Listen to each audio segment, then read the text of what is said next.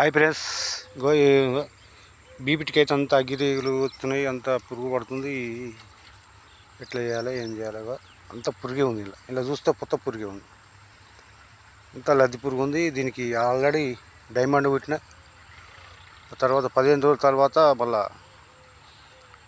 కట్రాప్ కొట్టిన కూడా కవర్ అవుతుంది. మళ్ళీ పురుగు అంతా గుంపులే పోతుంది. అంతా ఇక్కడ కూడా మొత్తం అదే ఉంది. అంతా మొగి పురుగు, అగ్గి తెగులు అంటారు దీన్ని.